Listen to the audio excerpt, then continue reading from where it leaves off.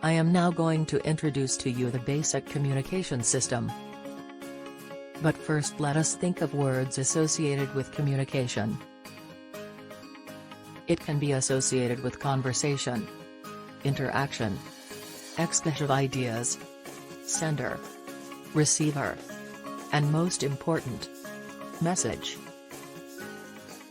Communication is defined as the process whereby information is transferred from one point in space and time, called the source, to another point, called the destination or user, and has different ways or methods to convey the message through a certain medium. Before I proceed with the communication system, let us have a brief history of electronic communication. Here's a caricature of the evolution of communication. It starts with the Stone Age, where they use stones to convey message. Then the movable types such as typewriters. The mass publications where information are conveyed using books, newspapers, and magazines. Then it became electronic, introducing the email or electronic mails. Then the popular these days is the social media.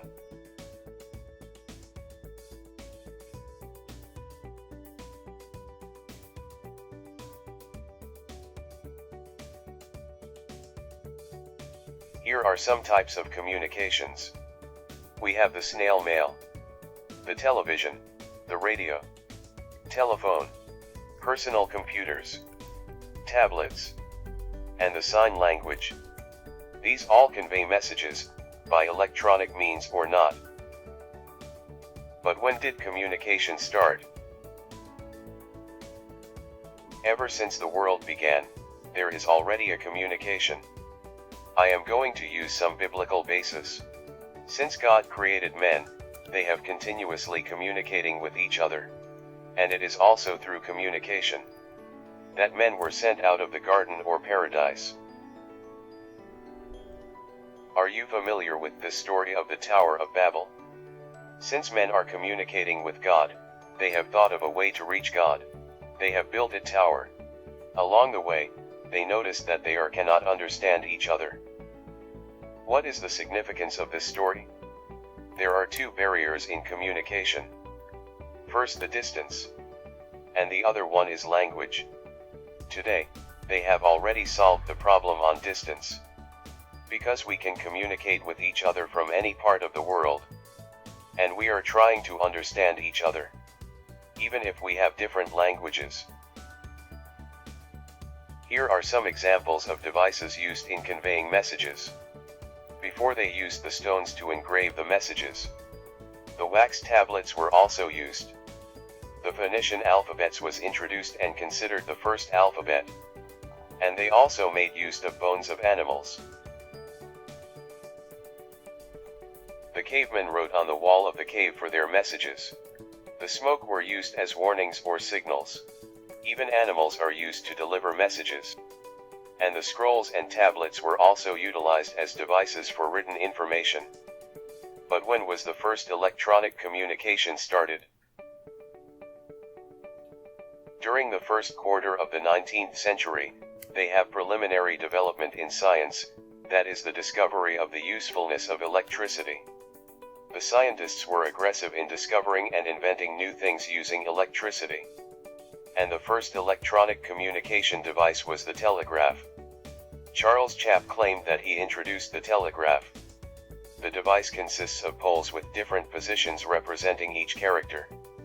And it was used to send messages. Then Charles Wheatstone and Joseph Henry claimed that they were the first one to introduce the telegraph. These are wires and lamps that each time a button is pressed, a buzzer sounds or lamp lights up represents a character. But the telegraph is recognized to Samuel F. B. Morse. Samuel B. Morse was not an inventor at first. He was a painter. During one of his exhibits out of his hometown, his wife became sick. A messenger was sent to inform him of his wife's condition, but he was already too late. He didn't make it to see his wife alive. He thought that there must be a way to send messages in a shorter time.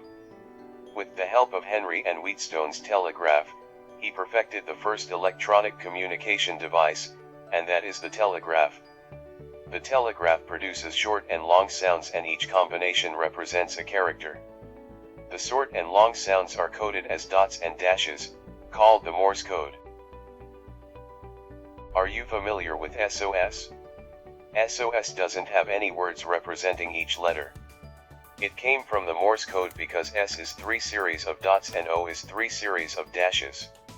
It will be remembered because of its repetitive sound. James Clerk Maxwell predicted the electromagnetic wave theory.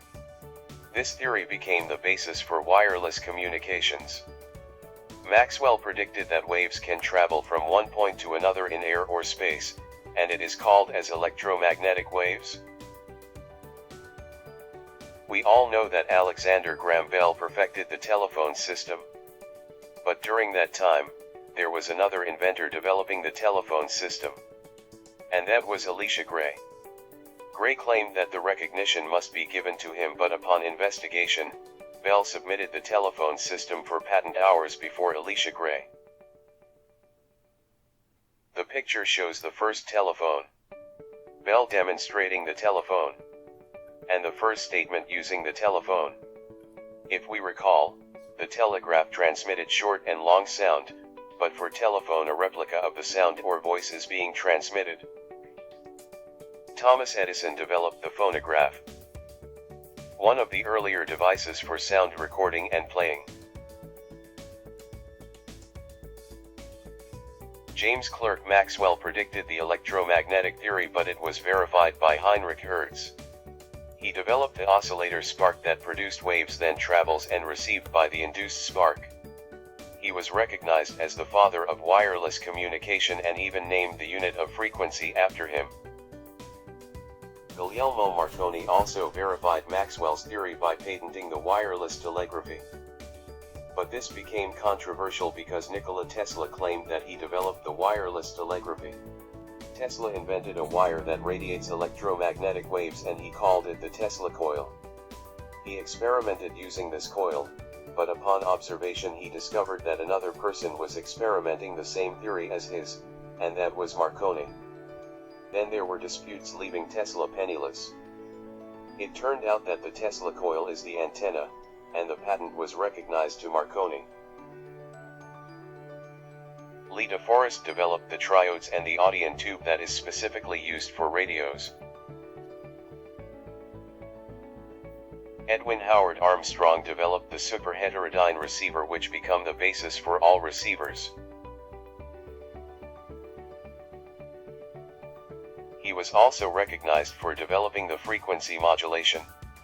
There were also disputes in the patent of FM between Armstrong and RCA. During that time is the era of the Great Depression, and Armstrong was one who got caught of this. Because of the disputes he's facing, he took his life.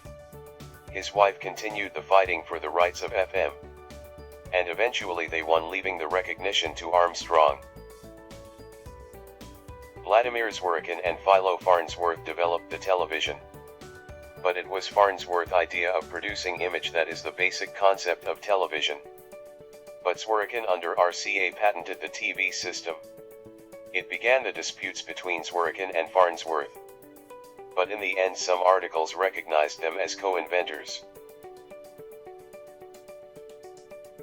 During World War II, two systems were developed, the radar and the microwave system. The radar is an acronym for radio detection and ranging.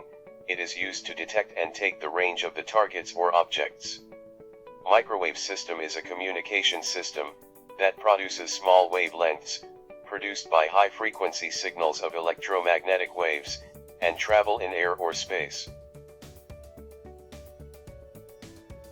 The bipolar junction transistors or BJTs were developed by three scientists, namely, John Bardeen, Walter Brattain and William Shockley. Their invention became a breakthrough in the field of science, leaving the vacuum tubes obsolete. The three scientists were awarded the Nobel Prize in the field of physics, because of their contribution. The Sputnik 1 is the first active satellite launched. And Z1 computer is one of the first computers introduced. The history of electronic communication is continuous. And until now it is developing in a fast-paced progress.